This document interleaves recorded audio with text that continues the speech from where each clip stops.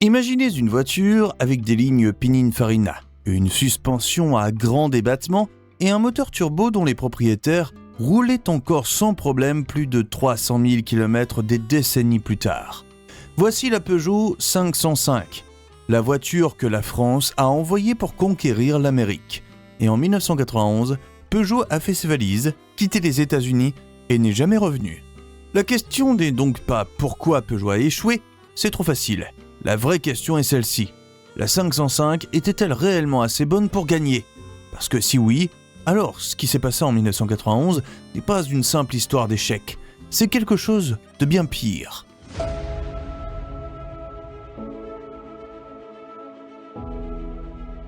Acte 1, la prise de position. Pour comprendre dans quoi la 505 arrivait, il faut remonter dans les années 1960, parce que Peugeot n'est pas arrivé en Amérique en inconnu. La 404 est arrivée en premier, une berline propre et droite avec une carrosserie Pininfarina et une réputation de fiabilité à toute épreuve.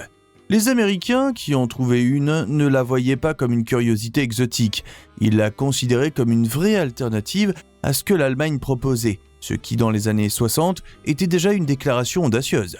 La 404 n'était pas tape à l'œil, elle était honnête, et en Amérique, l'honnêteté construit une base lentement. Puis est arrivée la 504 en 1968, et c'est là que l'histoire américaine de Peugeot devient vraiment excitante. La 504 avait tout pour elle, une carrosserie Pininfarina qui vieillissait mieux que presque tout dans sa catégorie. Une transmission aux roues arrière, une suspension indépendante aux quatre coins, et un confort de roulage que la presse automobile américaine comparait favorablement à Mercedes. Pas presque aussi bien, favorablement. Ce n'est pas un compliment poli, c'est un verdict. Road & Track et Car & Driver n'ont pas ignoré la 504. Ils l'ont essayé, testé et en ont parlé avec un respect que l'on ne s'achète pas avec de la publicité. On le gagne en construisant une voiture qui tient ses promesses. La 504 l'a fait et les acheteurs américains l'ont remarqué. Au milieu des années 70, Peugeot vendait plus de 30 000 voitures par an aux États-Unis. 30 000 unités gagnées sur 2 décennies de présence avec de bons produits et sans raccourci. C'est une vraie implantation. Quand la 505 arrive en 1980, elle atterrit sur un terrain que Peugeot avait préparé pendant 20 ans. Et sur le papier, la 505 est la voiture qui doit finir le travail. La carrosserie est encore signée Pininfarina, plus longue et plus basse que la 504, avec des proportions qui ont l'air chères sans en faire trop.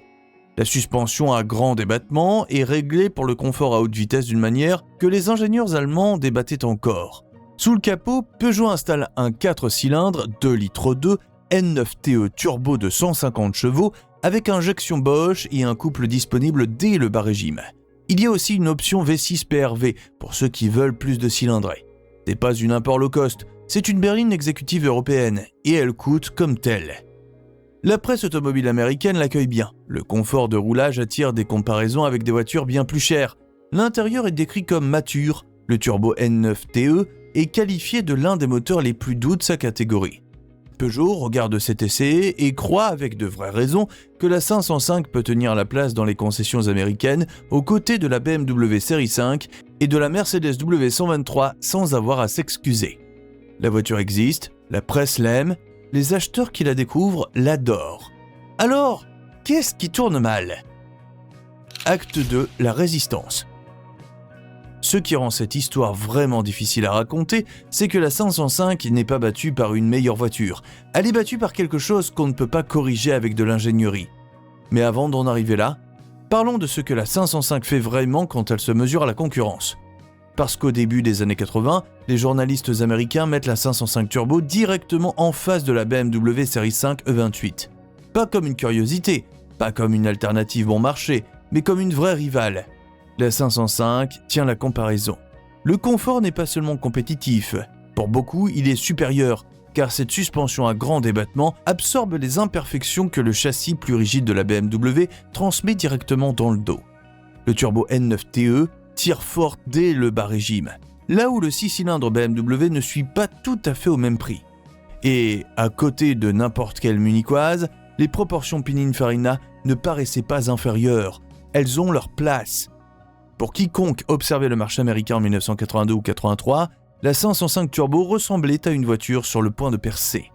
Mais réussir un essai comparatif et gagner un marché sont deux choses complètement différentes. Et c'est là que la 505 commence à rencontrer des murs qu'elle ne peut pas franchir. BMW et Mercedes ne vendent pas seulement des voitures en Amérique. Ils ont passé des décennies à vendre une idée, que conduire une Allemande dit quelque chose sur qui vous êtes. Au début des années 80, cette idée est tellement ancrée dans la culture américaine qu'un badge BMW Série 5 a du poids dès qu'il apparaît dans une allée. Peugeot vend de l'ingénierie, de la vraie ingénierie, compétitive, mais de l'ingénierie à un marché qui n'a aucun repère mental pour ce que Peugeot représente. Chaque acheteur BMW connaît déjà l'histoire. Chaque acheteur Peugeot doit être convaincu depuis zéro, à chaque fois. Et puis le V6 PRV commence à parler. L'option V6 a belle allure sur le papier, plus de cylindrée, plus de présence.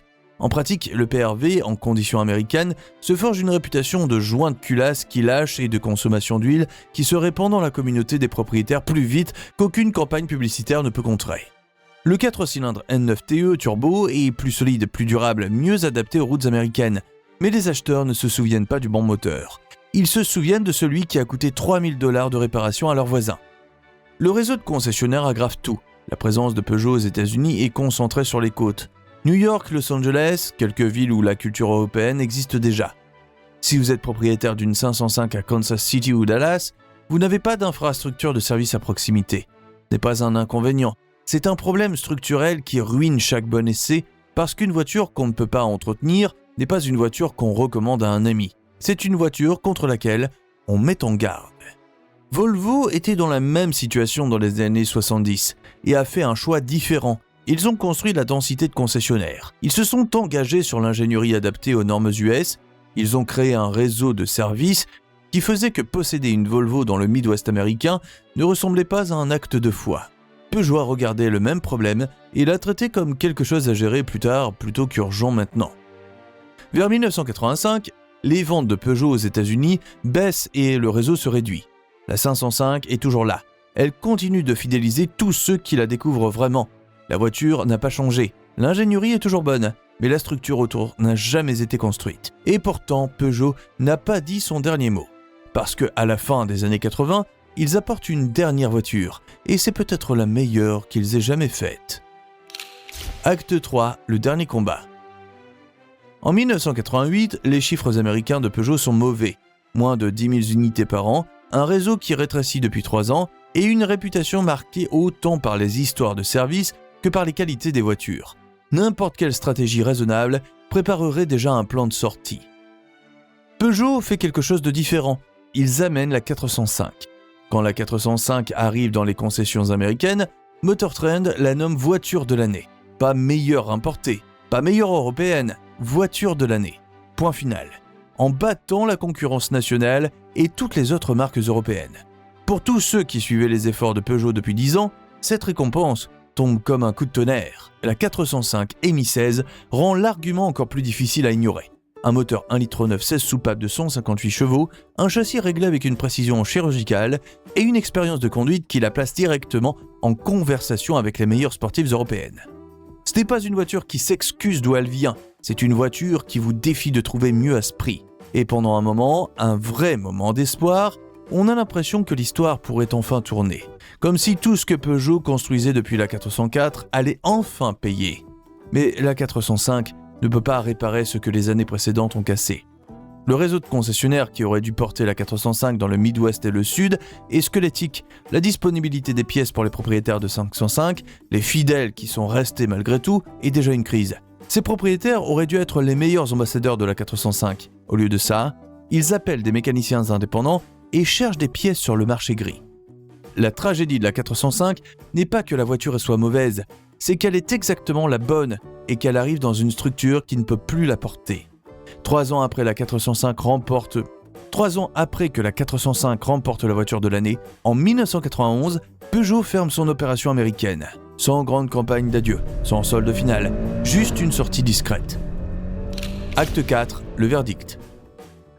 Alors, la 505 était-elle réellement assez bonne pour réussir en Amérique ? Oui, et c'est ce qui rend cette histoire douloureuse d'une façon qu'une simple histoire d'échec ne pourrait jamais atteindre. Le confort était réel, la carrosserie Pininfarina était réelle, Le turbo N9TE, bien entretenu, dépassait facilement les 300 000 km. Les journalistes qui ont comparé la 505 Turbo à la BMW E28 n'étaient pas gentils, ils disaient ce qu'ils ressentaient au volant. La 505 n'a pas perdu parce qu'elle était la mauvaise voiture, elle a perdu parce que Peugeot n'a jamais construit la bonne structure autour d'elle. Ce qui reste est une communauté de passionnés, des propriétaires qui roulent encore aujourd'hui avec leur 505, qui cherchent des pièces par eux-mêmes et qui continuent d'en parler avec fierté. Conclusion. Peugeot avait enfin la bonne voiture, puis l'Amérique a dit non. Puis Peugeot a dit « tant pis ». Et c'est la seule décision dont on ne revient pas. Pensez-vous que la 505 méritait de réussir ? Et Stellantis pourrait-il un jour reconstruire ce que Peugeot a abandonné ? Dites-le nous en commentaire. Abonnez-vous pour plus d'histoires comme celle-ci et on se retrouve dans le garage français.